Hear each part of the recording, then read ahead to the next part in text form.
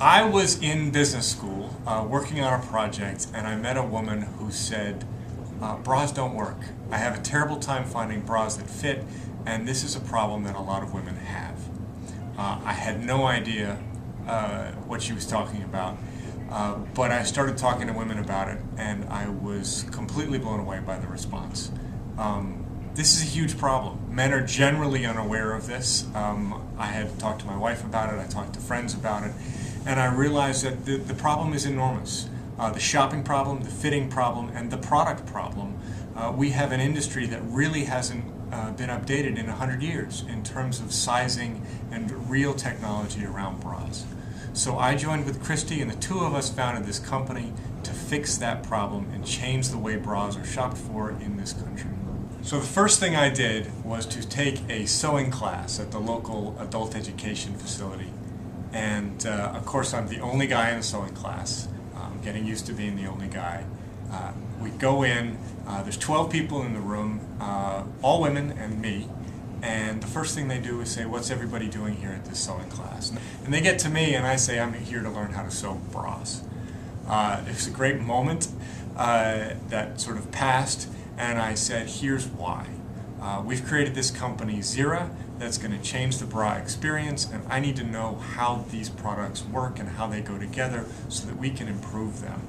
And we're going to make bras that fit well. Every single woman in that room said, sign me up.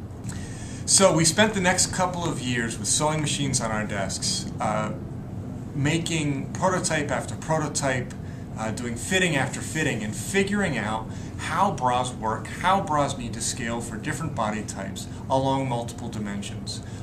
We brought in people from the theater industry, from the couture industry, from the apparel, mass apparel industry, and piece by piece, through trial and error, figured it out and built our CAD-based system that allows us to make these patterns that fit each person.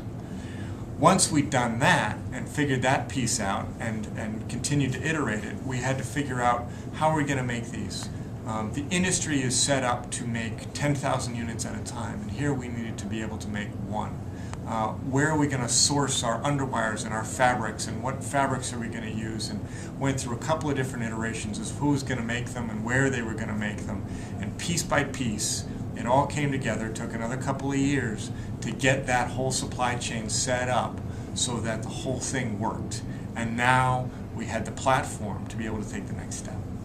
So we entered 2010 with a supply chain and a product, and what started happening then is we started to gain traction. We started to get some press, we started to win some awards, we raised some money, and we grew our team. And that allowed us to move a lot faster.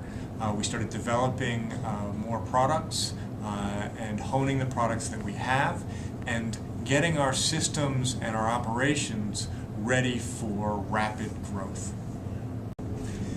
We believe in revolutionizing the bra industry. We believe that this industry is caught up in a business model that is old and outdated, and the sizing system that has been around for 100 years needs to be improved upon. So we have a dream of taking this industry, both in this country and beyond, and turning it on its head. Changing the way women think about bra shopping, how they feel about their bra experience, and how they like their bras. This is a big, big job, and it's a big, big dream. And it's going to take a lot of people doing a lot of things to get it done. But it's also really exciting because we're actually going to change a dynamic that has been in place for a long time, and that's kind of what we're all about.